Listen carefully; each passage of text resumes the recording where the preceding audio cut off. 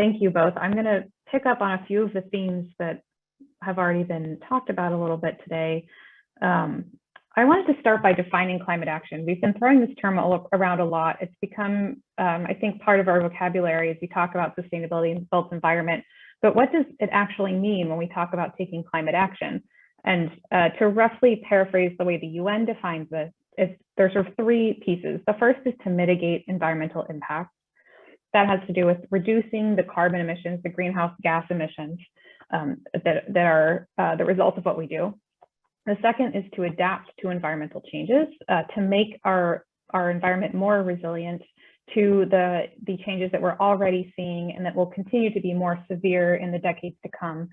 And the third is to build knowledge and capacity around climate change, this idea of education and advocacy so that we are all as individuals and as institutions better equipped to address climate change. And so when you think those of us who work with historic buildings understand that we have a real asset here, that our existing built environment can respond to all three of these topics really holistically. And I love this quote that culture is more than just an asset, it's a fundamental resource to respond to the global crisis caused by climate change and biodiversity loss. And this has to do with a number of characteristics of our built heritage. And so I just want to spend a few minutes thinking about why this is, what is embodied in our built heritage, because we've also, another term we've started to use a lot, embodied. We talk about embodied carbon, and this can take the form of both carbon that is emitted throughout the process of material manufacturing, raw material extraction, manufacturing, production, construction, all the way to a building site. And for historic buildings, that's sort of a sunk cost, but as we renovate buildings or replace them, that is carbon that we're emitting into the atmosphere. This embodied carbon can also represent carbon we're storing, as Peter was describing these carbon storing materials, and the real opportunity to use our buildings as a carbon sink. Thinking about, for example, a historic timber structure where the trees that grew to make that timber sequestered carbon through photosynthesis. As that tree was turned into timber, it stores that carbon and will continue to do so through the life of the building. So really thinking about the two sides of the coin of embodied carbon. We also have embodied labor. The complement to all of the embodied environmental impacts are the human impacts that go into the materials manufacturing and construction activities, and the stories associated with that for all of our existing buildings. There's embodied knowledge. We've heard about this a little bit, but our historic buildings and our vernacular buildings are really, a physical representation of knowledge about local climate and local materials and the way, the way buildings breathe, the way we can use those passive, I'll use the term passive ventilation and cooling strategies that are responsive to that specific place. Or knowledge about local materials and how to work them into durable and maintainable buildings. And embodied memory. I think, we're starting to move into the intangible here, and this is where it becomes a little bit more difficult to articulate, but this is what, this is really what makes our culture, our built cultural heritage special, is that embodied memory and that sense of connection. And that can be something that's positive, that has a positive association for many people, where you visit it and you just feel that connection to the thousands of people who have been there before throughout history. And it can also help daylight, more contentious or more negative aspects of our history and help us tell those stories in a way that's more positive and equitable moving forward. And so when we think about building reuse or heritage as climate action, it's really this whole range of characteristics of our built heritage that are assets here and opportunities for us. We have this opportunity to preserve that cultural identity and celebrate the stories. We have this knowledge, the capacity building through what we can learn from our existing buildings that are still standing today. We obviously have the avoided impacts of carbon emissions from reusing what we already have rather than replacing it. This is that mitigation piece. And then we have the adaptation piece, improving the resilience of our existing buildings as the climate changes around them and as we take them into the next era of their life. So I'm going to go through a couple of case studies quickly. The first is looking at a single building scale. This was an adaptive reuse project. So here, this building was purpose-built as a Hillel for Boston University in the 1950s. It's one of the few sort of pure international style buildings in the city of Boston. It's a really beautiful building. So in this case, we were starting with a truly wonderful building that had just been underused because its program was no longer required at this location. And so we had the opportunity here to think about how we can understand and respect and celebrate what makes this building so significant while sort of reactivating it, making it once again a vibrant and well-loved site, extending its life and making it really an asset for the university. This building, while not sort of individually designated as historic, is part of a historic site. And it sits pretty prominently against the Charles River here in Boston. And so this context is really important in terms of understanding what made the building significant and what shaped it during its original design. And you can see here that this is part of what makes this building interesting, is that it's adjacent to an even more historic building. So that sort of relationship between new and old that we're propagating forth with the renovation is something to consider. And this is what the building looked like roughly when it was first constructed. You can see on the right, again, that adjacency to the river and to the newly constructed Sturrow Drive, which is a major thoroughfare. So there's a lot of visibility on that side of the building. And then the other building facing back towards campus and towards the neighborhood. Oops, sorry. And when we got there, this is what it looked like. The Hillel had moved into a building a few doors down. And so this building was vacant and required a lot of maintenance.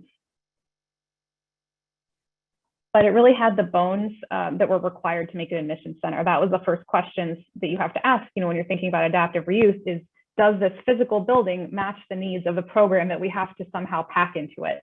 And so a lot of that was understanding what this building was like. It had these large open spans. It had beautiful connection to the river and to the campus. And our job as architects here and as conservators was to understand, again, how to respect what made this building significant while, really bringing it forward. And that includes adapting to accommodate those programmatic elements and think about the new ways that this building is used and how it's promoting, in this case, really welcoming students into the Boston University community. And that involves some addition.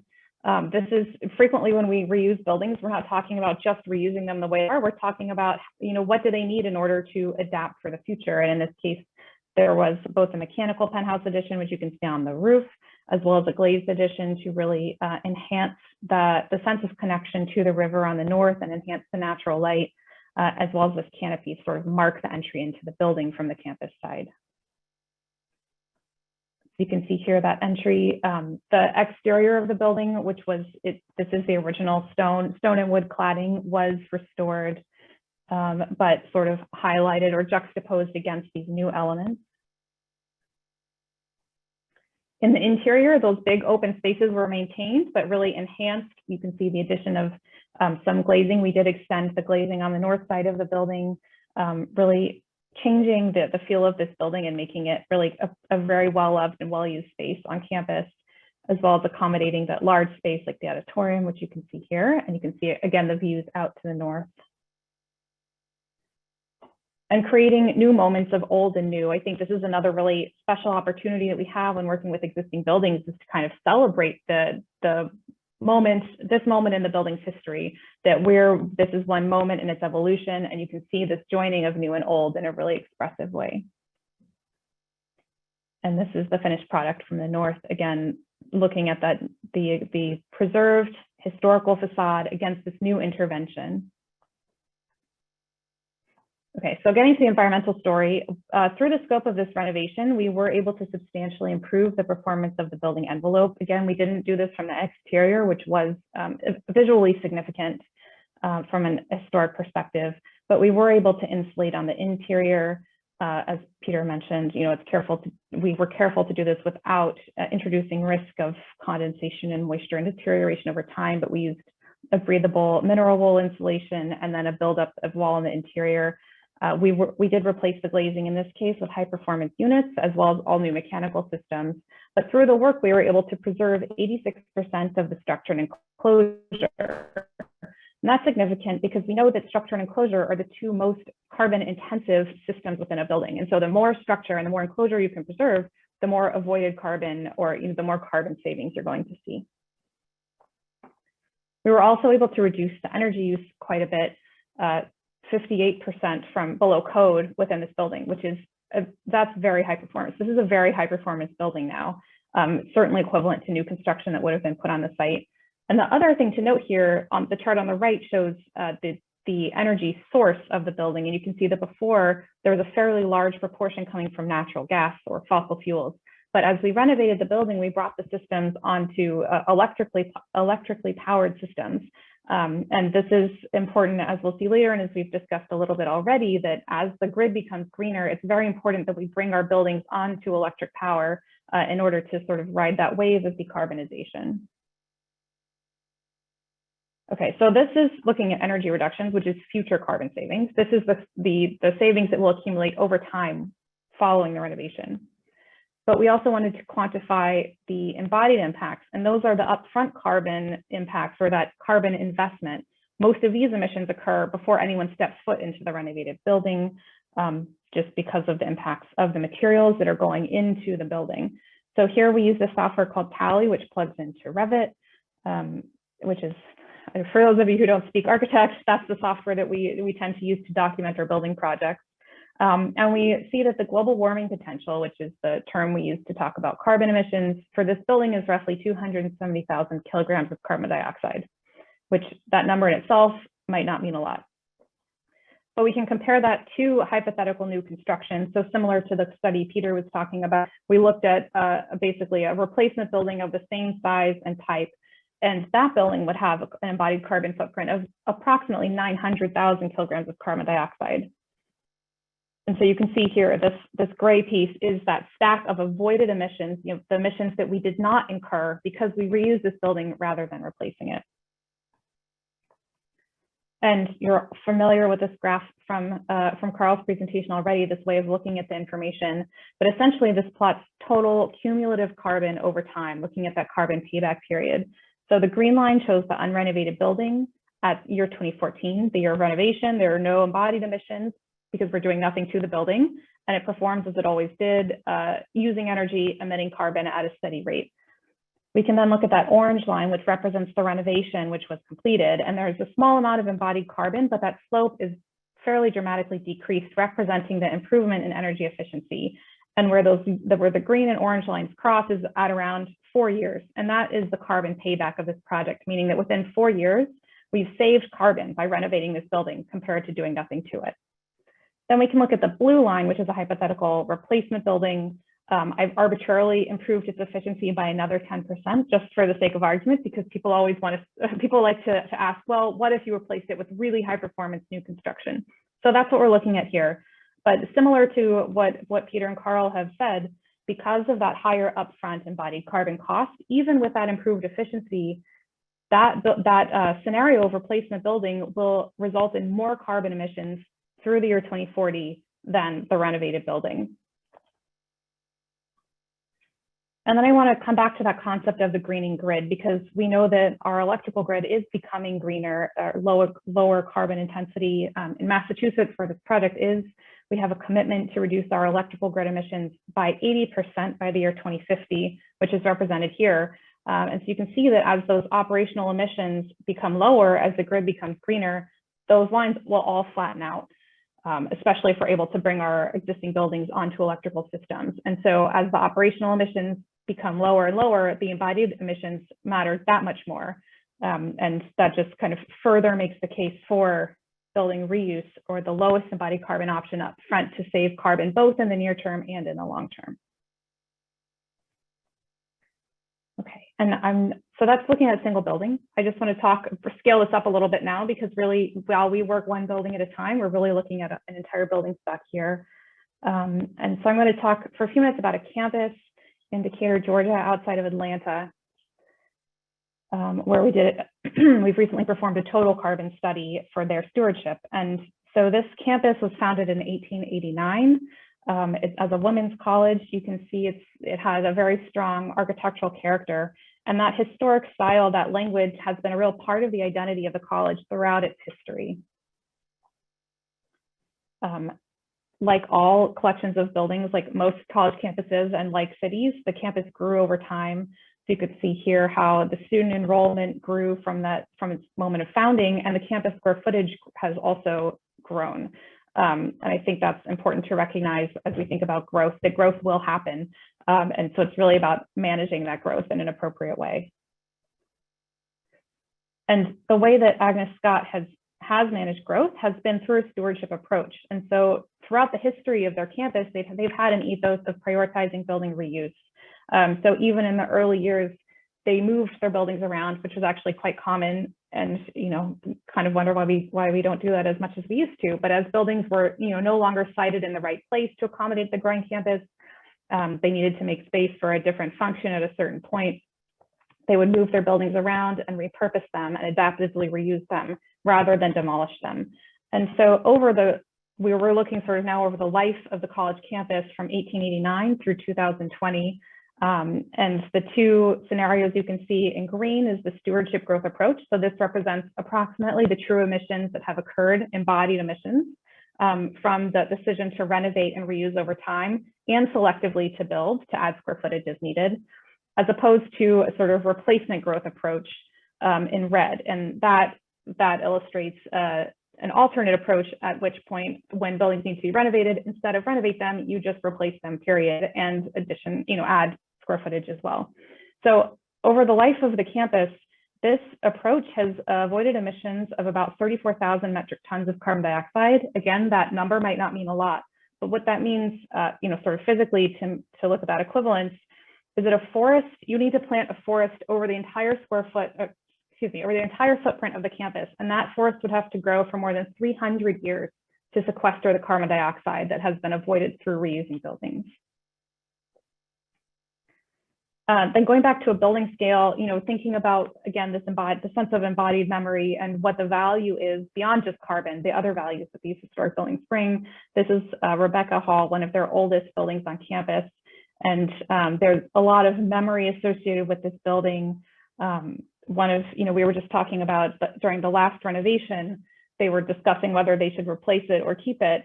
And, they brought up the point that you wouldn't build back. If you were to replace this building, you wouldn't actually replace it in kind, you would replace it in a different way. And you would lose a lot of what this building offers. And that includes things like a corridor so wide that it allowed two hoop skirts to pass each other in the hallway. And that type of institutional memory is really, of value to the campus and is something that the alumni bring with them. So this building was reused a few times, renovated several times over its life. Most recently, it was renovated to LEED Platinum, an extremely high performance renovation, including a geothermal field and high performance system and upgrades to the building envelope. And if we look at this building over time, here we're looking at kind of that same chart, but you can see a few points of renewal. And this is actually starting not at the original construction, but at that first renovation point. And so here we're looking at every renovation, there's an embodied carbon impact and an operational carbon impact through renovation. And looking at two approaches, in gray is the do nothing approach. Green is we renovate approximately every 40 years. And the red is we replace instead of renovate. And you can see that basically after the second renovation, the renovation scheme pays back from a carbon perspective, whereas the replacement option here doesn't pay back until, it still hasn't paid back if we would have done this to high performance standards. So looking at the cumulative impact of a single building over time. But then let's look at the whole campus. And it becomes a little bit fuzzier here because the whole campus emits so much carbon through operational emissions. When we look at one building at a time, we really only see a little ripple. And we still see, all in all, that the carbon payback of renovation comes much sooner than the carbon payback of replacement, but the difference doesn't look that substantial. And that's because when we're talking about all of our buildings, we can't wait for those 40 years to go by to act. And we really need to think about ways to retrofit all of our existing buildings to improve their performance, more continually than that. And so I'm going to show a chart that's a little bit different. Here we're looking at annual emissions. So this is looking at the entire campus, what are the total carbon emissions annually for operations and embodied emissions. Again, the gray line is a standard rate that's sort of starting in 2007. What if nothing had been done? The red line is that replacement building. So you can see those spikes, which represent the embodied emissions of new construction, hypothetical new construction at different years over time, and the sort of corresponding light green renovation scenario. But then what's important is this darker green line at the bottom. And this is looking at what happens if we renovate at the end of life, but we also retrofit, make energy improvements across the entire campus in the meantime. And that's sort of, thinking about how do we flatten the curve? How do we make immediate substantial reductions in carbon emissions? And so that is what was able to achieve the total greatest avoided carbon on campus.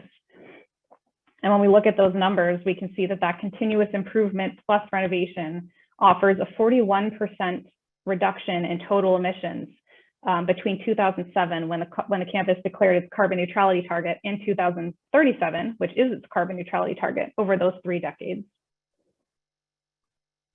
And those avoided emissions are over 200,000 metric tons. And to put those again into different metrics, you would have to plant a forest the size of campus to grow for 2,000 years to sequester the amount of carbon dioxide.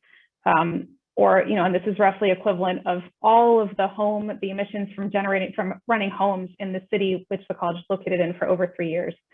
So these are really substantial reductions that we have the opportunity to enact. And so I wanted to end again with a few resources. If you're interested in learning more about this, I highly recommend these groups, both for sort of information resources and to get involved if you're interested. Thanks.